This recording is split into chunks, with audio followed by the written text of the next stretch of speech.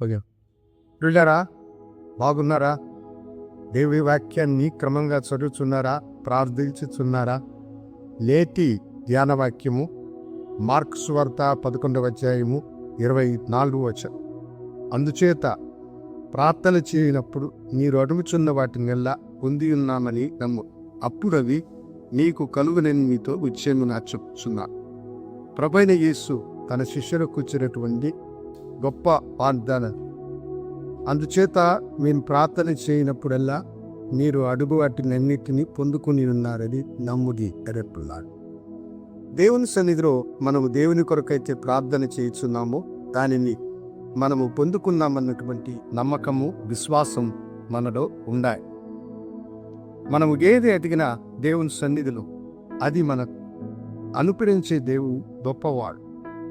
లోకమును మనుషులు అది వీలు కాదని చెప్పినా దేవునికి అది సాధ్యమన్నది మనం గ్రహించిన వారమే. విశ్వాసంతో మనం దేవుని సన్నిధిలో అడిగినప్పుడు దానిని మనము పొందుకుంటాం. అల్లా జీవితంలో దానిని మనము గ్రహించగలం.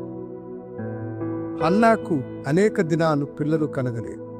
ఆమె భర్త వేరొక వివాహం చేసుకుంటానని ఆమెను అడిగినప్పుడు ఆమె దానికి నిరాకరించక ఆయనను చేసుకోమని అనుమతించి, కానీ పెనిన్నార్కు పిల్లలు కలిగిన తర్వాత ఆమెకు శ్రమ, కష్టము, బాధ, వేదన తన వైరి అయిన పిల్లిన ఆమెను విసిగించింది. అది దేవుని వాక్యం తెలియచేస్తుంది.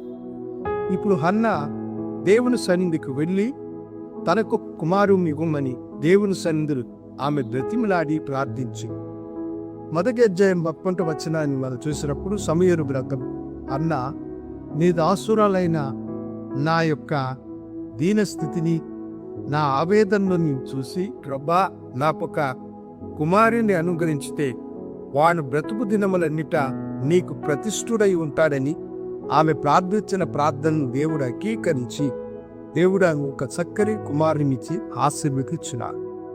ప్రభు ఇక్కడ చెప్పే మాట కూడా, మనము ప్రార్థన చేయనప్పుడెల్లా మనం దేనినైతే అడుగుతున్నాము అది మనం పొందుకున్నామని నమ్మిన ఎడల అది మనం పొందుకుంటాం. అనేక దినాలుగా ప్రార్థించి ఇసిపోయినా నేను అనుకుంటున్నావా? నువ్వేదైతే ప్రార్థించినావో దానిని విశ్వసించినావా? అలా విశ్వసిస్తే ఇక్కడే నువ్వు కావు. పరమేంసగలిగిన దేవుడు నీ ముందు ప్రార్థించుకుంటాం. ధనుడా, పరిశుద్ధుడా, నీకు వందన. ఏ బిడ్డను నీ సన్నిధిలో అడిగిన వాటిని అనిపించి ఆశీర్వదించి వారి కోరికలను తీర్చమని యేసు నామమున అడిగి కొంచెం తండ్రి. ఆమె శుభోదయ. ప్రభు మిమ్మల్ని దీవించును గాక. ఆమె.